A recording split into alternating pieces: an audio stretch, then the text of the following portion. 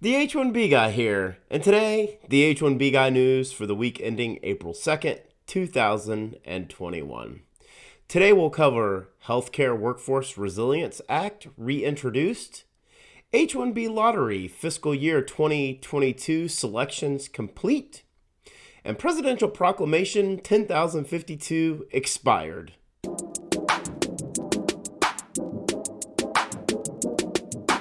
But before we get started, I'd like to ask you, if you haven't already, to please subscribe to the H1B Guy channel here on YouTube and like this video so that I can continue to produce more content like this for you. I also wanted to mention the H1B Guy offers a variety of consulting services. I help businesses and individuals solve complex work authorization issues in the recruitment process while bringing awareness to employment-based immigration benefits. If I can help you, please reach out. I'd love to hear how. Today's news is brought to you by RecruiterNetworks.com, the smart solution for digital perm ads since 2001. The news is also brought to you by Path to Canada, the ideal plan B for high-skilled immigrants currently in the U.S. whose status may be uncertain. If you're facing an H1B denial or OPT expiration, don't get caught off guard. Make sure you have a plan B. That's Path to Canada.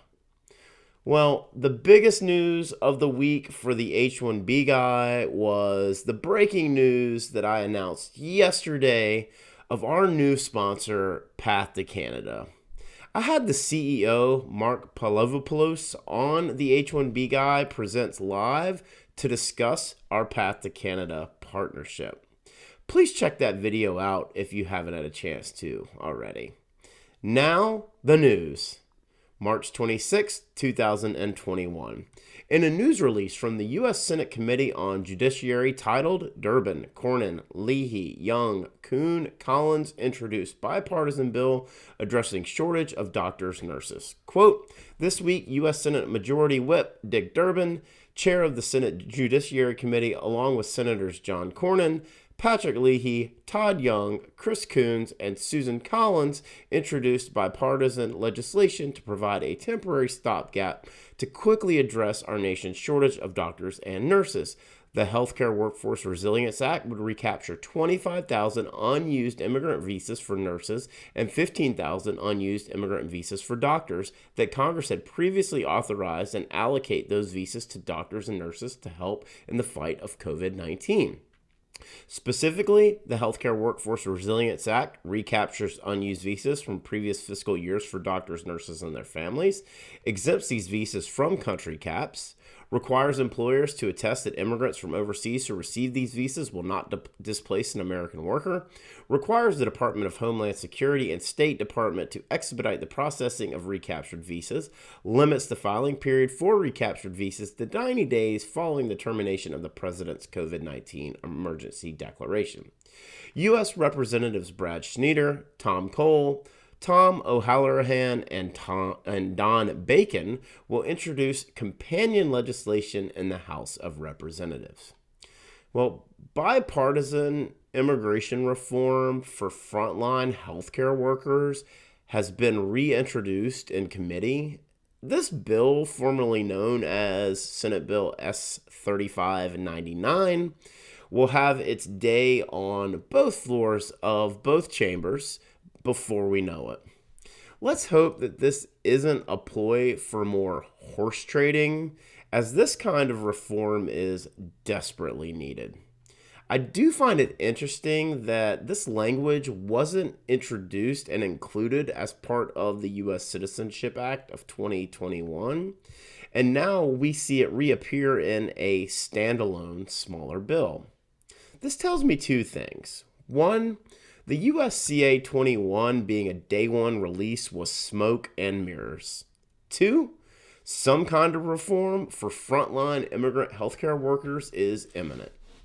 I asked friend of the channel, Dr. Raj Karnatak, what he thought about this, and he wasn't hopeful this would pass and felt like this was some sort of play from Senator Durbin in terms of a bigger picture. I hope he's wrong. March 30th, 2021. In a news alert posted on uscis.gov titled Fiscal year 2022 H1B cap season updates. Quote, H1B initial electronic registration selection process completed. USCIS has received enough electronic registrations during the initial registration period to reach the fiscal year 2022 H1B numerical allocations, H1B cap, including the advanced degree exemptions, master's cap. We randomly selected from among the registrations properly submitted to reach the cap. We have notified all prospective petitioners with selected registrations that they may be eligible to file an H1B cap subject petition for the beneficiary named in the applicable selected registration. Registrants' online accounts will now show one of the following statuses for each registration, that is, for each beneficiary registered. Submitted. The registration has been submitted and is eligible for selection. The initial selection process has been completed. This registration remains eligible unless subsequently invalidated for selection in any subsequent selections for the fiscal year for which it was submitted. Selected. Selected to file an H1B cap petition. Denied. Multiple registrations were submitted by or on behalf of the same registrant for the same beneficiary. If denied as a duplicate registration, all registrations submitted by or on behalf of the same registrant for this beneficiary for the fiscal year are invalid. Invalidated failed payment. A registration was submitted, but the payment method was declined, not reconciled, or otherwise invalid. H1B cap subject petitions for fiscal year 2022, including those petitions eligible for advanced degree exemption, may be filed with USCIS beginning April 1st, 2021, if based on a valid selected registration.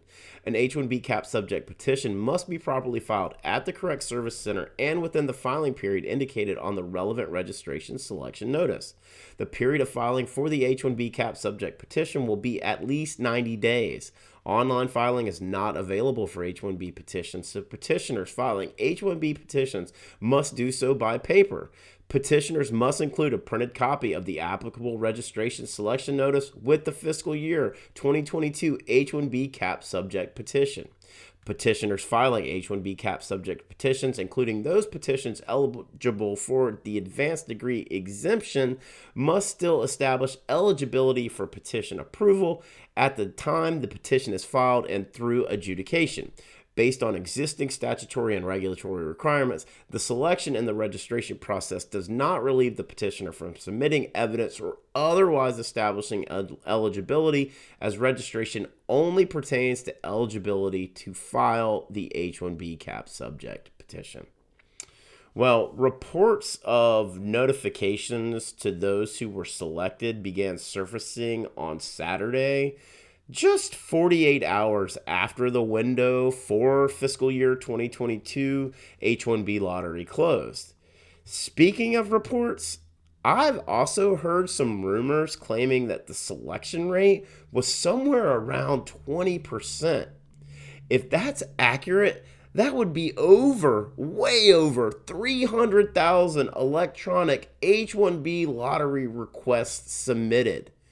That is just a huge number if that's the case.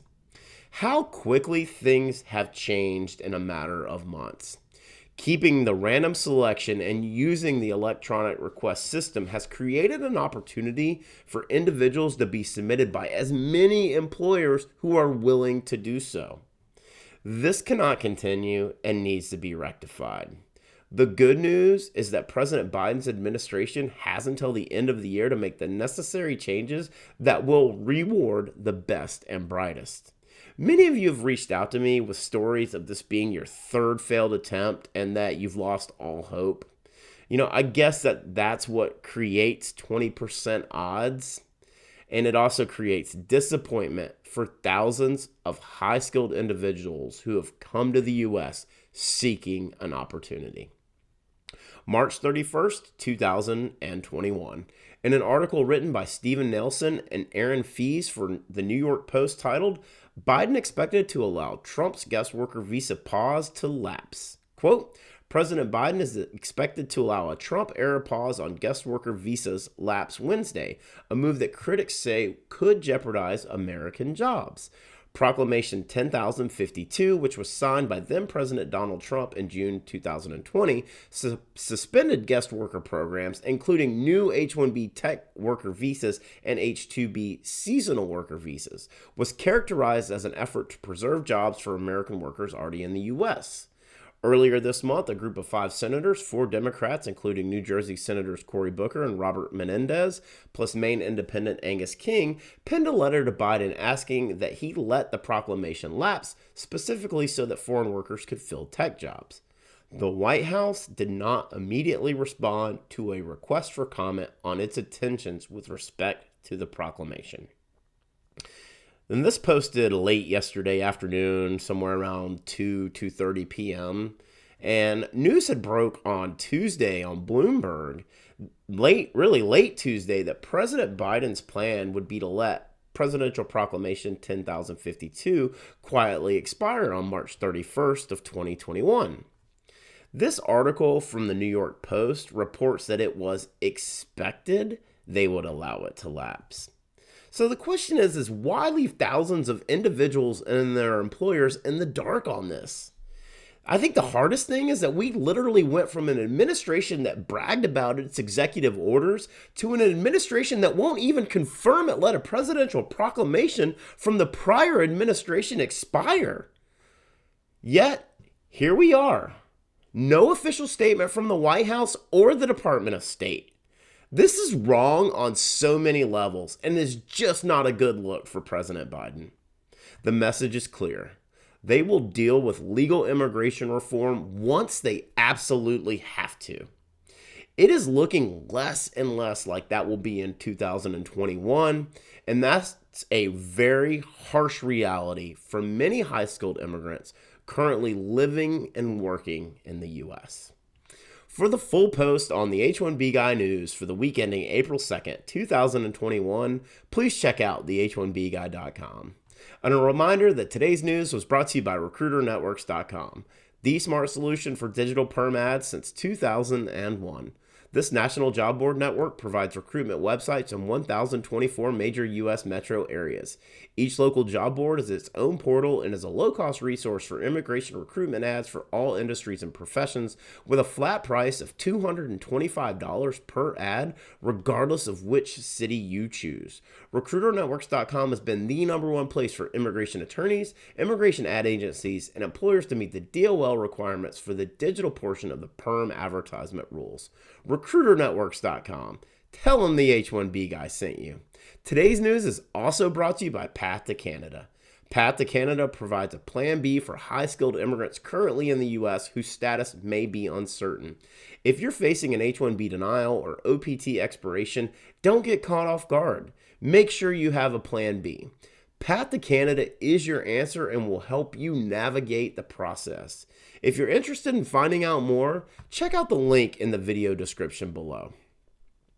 Just want to ask you again to like this video, subscribe to the H1B Guy channel here on YouTube, and click the bell for notifications so that you're notified anytime we post new content here to this channel. If you've made it this far, I just want to say thank you for taking the time to watch my video. I really appreciate your support.